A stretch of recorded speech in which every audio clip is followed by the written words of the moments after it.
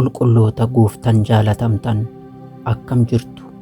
Waaqayyo har'a yeroo kadhannaa kanatti jireenya keessan keessatti waan haaraa akka hojjetu nan amana.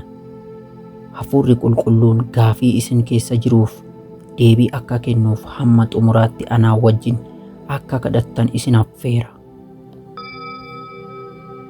Waaqayyo Gooftaa keenya isa hundumaa dandeessu, isa bara baraa hamma bara baraatti jiraattu, maqaan kee haa eebbifamu. Har'a sa'aatii kanatti gammachuu guddaa fi kabaja waliin fuula kee duratti dhaabbanna. Yaa Gooftaa, ati kan siin wal dorgomu hin qabdu. Waaqa guddaa qulqullummaa keetiin kan nama sodaachistu, araara keetiin immoo kan nama boqochiistu, jaalala kee isa guddaarran kan ka'e. Otoo nuyi cubbuu hojjennu illee ilma kee tokkicha waan nuuf kenniteef si galateeffanna. Gooftaa keenya Yesuus Kiristoosiif ulfinni haa ta'u.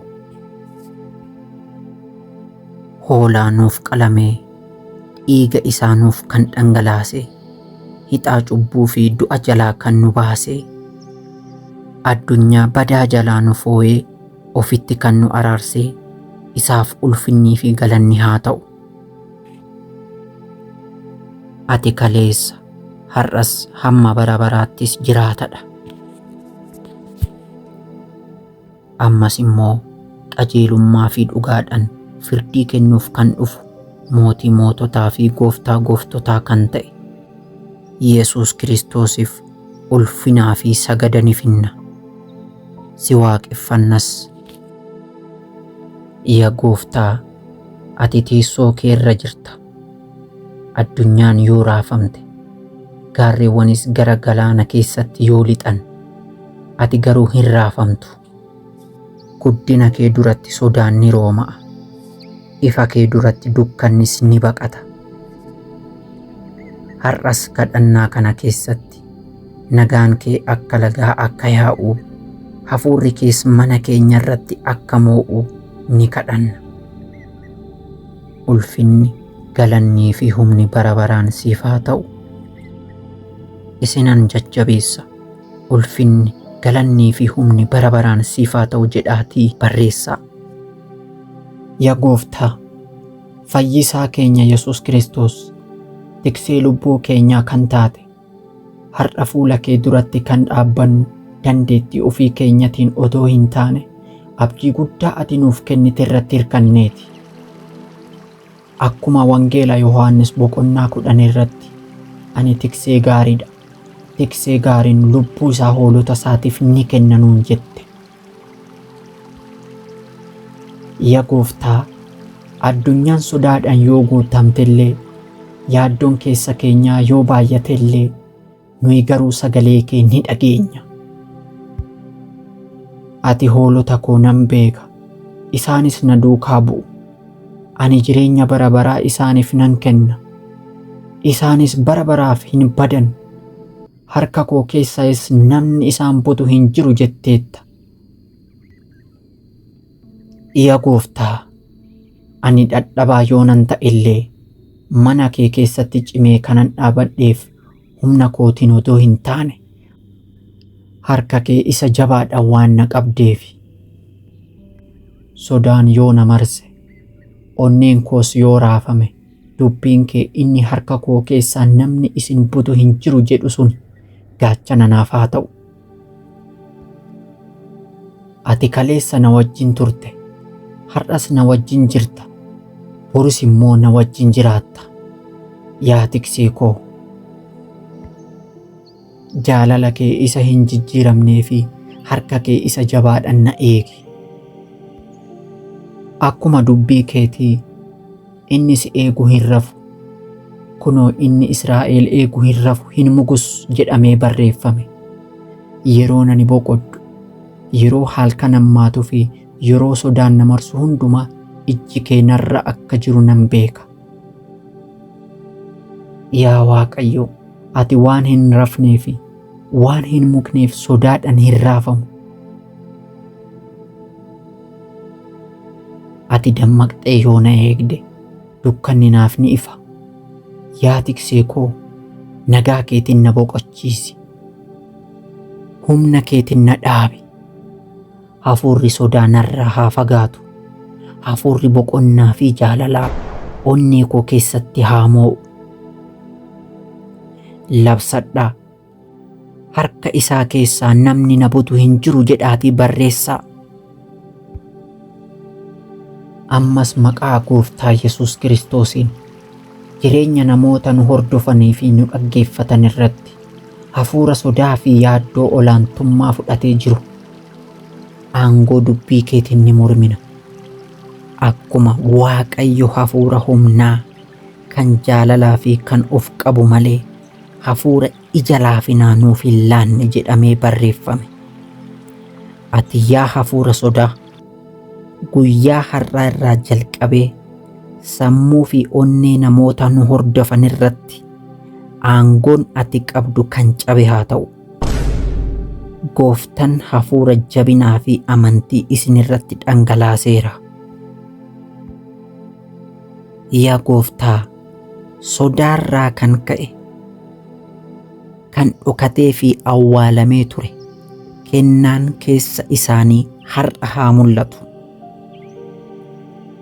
Kan addunyaa fi namootaaf fayyadu dandeettiin guddaan ati keessa isaanii keesse humna hafuura qulqulluutiin hammaan tana bilisaa ba'u.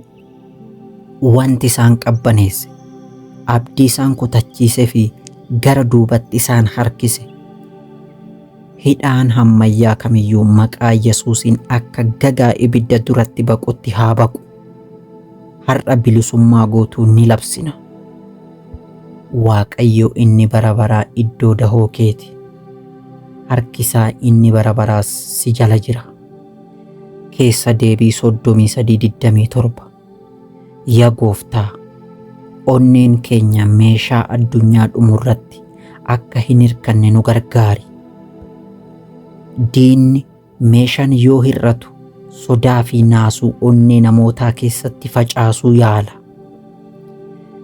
Nuyi garuu kan jiraannu waan tokko waan qabnuuf yookiin waan hin qabneef otuu hin taane araara fi gaarummaa keetiin qofa akka ta'e ni labsina. Kan nu sooru, kan nu jiraachisuu fi waan nu barbaachisu hundumaa kan nu beeku abbaa qabna. Simbirroota hin facaafne fi hin haammanne akka caallu daraaraa har'a mul'atee boru badu caala akka filatamnu dubbiin kee ni dubbata. Kanaaf ati abbaa keenya. Kanaaf har'a yaaddoo keenya hundumaa sirratti gadi dhiisna. Nagaan kees onnee fi yaada keenya haa eegu. Maqaa jabaa Yesuusin labsaa. Iddoon dahoo koo Waaqa bara baraati jedhaatii barreessaa. Ameen, haleluuyaa.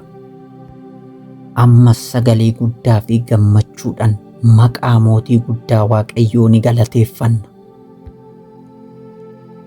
Akkuma kakuu moofaa keessatti, egaa ani si wajjin waanan jiruuf hin sodaatin. Ani Waaqayyo keeti hin na'in. Isaayyaas 41:10 irratti jette. Nu jajjabeessite. Kakuu haaraa keessattis nagaa koo isin biratti nan hambisa. Nagaa koo isiniif nan kenna. Garaan keessan hin raafamin, hin sodaatinis. Wangeela Yohaannis 14:27 irratti jechuudhaan mootii nagaa taatee waan dhufteef ulfinni siif haa ta'u. Dubbii kee qulqulluu keessatti iddoo baay'eetti hin sodaatinaa jechuudhaan hafuura sodaa waan nurraa fageessiteef har'a bilisummaadhaan fuula kee duratti dhaabbanna. Yaa Gooftaa, humna hafuura qulqulluutiif si galateeffanna. Kennaa kee isa nu keessa dhokatee turee fi sodaarraan kan ka'e ukkaamamee ture har'a hafuurri qulqulluun waan nuuf dammaqseef maqaan kee haa eebbifamu. Kanaa achi nuyi ambaasaaddoroota keeti. Ayyaanni nu keessa jiru addunyaa kanaaf eebba, ilmaan namootaaf immoo qoricha ta'ee akka ba'u waan gooteef si galateeffanna. har'a tokkoon keenya dibata haaraa, humna haaraa fi mul'ata haaraa fudhanneerra.